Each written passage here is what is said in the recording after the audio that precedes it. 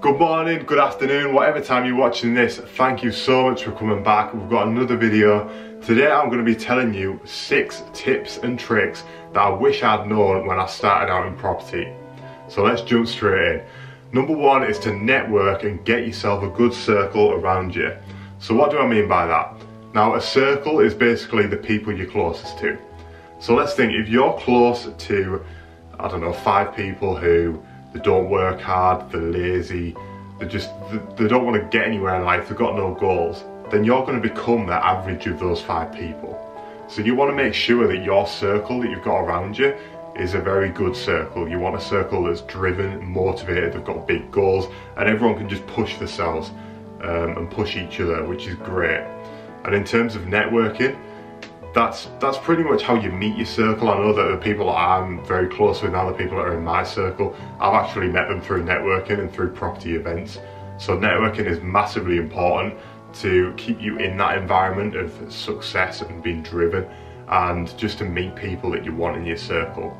So that's number 1, networking and get a good circle. Number 2 is do not ever be intimidated by anyone. Okay, in property there's a lot of people that have got a lot of money, there's a lot of people who have a lot of knowledge and a lot of experience. There's very experienced landlords in property who have been doing it for years and years and years. And when you're starting out in property, it can be really easy to feel intimidated, and that's just not the way to be.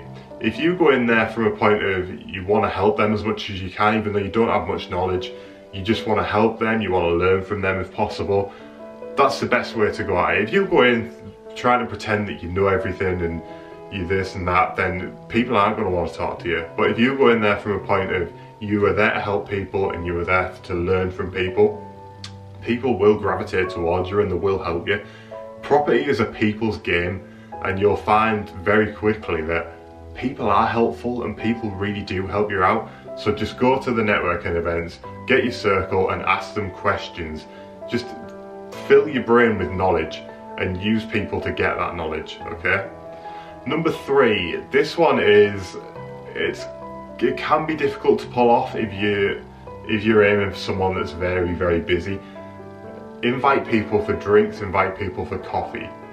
Now this one's pretty good because some people can charge for their time. I know some of the big trainers and things like that, if you ask them to coach you for an hour or so, they charge you a lot of money for that. Whereas some of them, if you said, can I take you out for a coffee? Can I take you out for lunch? They'll happily do that. And you can quiz them while you're there. You can also, don't just invite them for coffee and then just go, I need to know this, this, this, this, this and this. Invite them for coffee, get to know them a little bit, and just drop in a few questions on the way and be interested about what they're doing. So you want to get to know what they're doing, their background, what they've done in the past. Just be friendly, okay? Just invite them for a coffee, be friendly, and ask them a couple of questions on the way. And that will stand you in really good stead, because again, it's like growing your circle. If you can get someone that's ahead of you in your circle, then they're going to pull you to where they are. So that's a really good way of doing it. Number 4, and this is a massively important one for any business or any profession really, or just anything in life, write down goals. That's it, write down goals. That's probably the most important thing you've got to do to get through life. If you're not writing down your goals, it's like being in a car, trying to drive somewhere you don't know where you're going and not having a sat-nav. You wouldn't have a clue. If you got in your car and even put your sat-nav on without a destination, you would have absolutely no idea where you were going, would you? So what you need to do, you need to have that destination, you need to know where you're going to go, and then you can work backwards from there. So myself, I'm a property deal sourcer, so what I want to say is, I don't know, my goal is to be selling 1 deal per month, every month for the year. Then I can work back from there. So I can say, right, what do I need to do to sell a deal per month for the year? I need to make however many calls, I need to speak to however many estate agents, I need to do this, I need to do this. And it's easy to work backwards. So once you've got your goals, you can work backwards, you can make sort of sub-goals, and then sub-goals of your sub-goals, and you can just break your goals down and down and down. Because if you make big goals that are really daunting, so if you're saying I want to have 20 properties by the end of the year, that's quite a big goal for a lot of people. And some people would just be so overwhelmed and think, oh my God, I don't know what to do. Whereas if you can break those goals down into more achievable goals, then it's going to be a lot easier for you. Number 5 is to educate yourself. You always have to keep learning, keep reading, keep listening to podcasts, watching YouTube videos. There's so many ways of educating yourself. There's so much free content out there as well. You don't have to just go to all the paid seminars and things like this. There's so much free stuff. You can read books which are very inexpensive, podcasts, most of which are free, YouTube videos are free. There's so much you can do to learn. So just put aside time every day to, I don't know, maybe read for an hour a day or watch YouTube videos for an hour a day that are educational, not just random YouTube videos.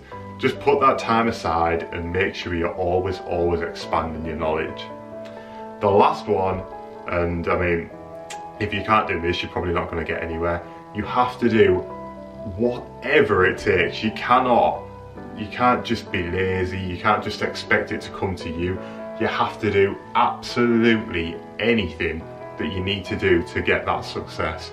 And if you can't do that, people are going to overtake you, and people are going to get where you want to be, just because they're doing whatever it takes and just because they're putting the effort in.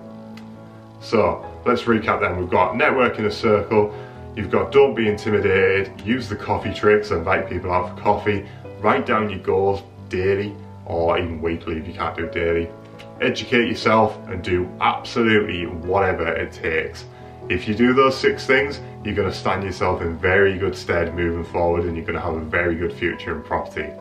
My name is Joshua Baines, thank you so much for watching, and I look forward to seeing you on the next video.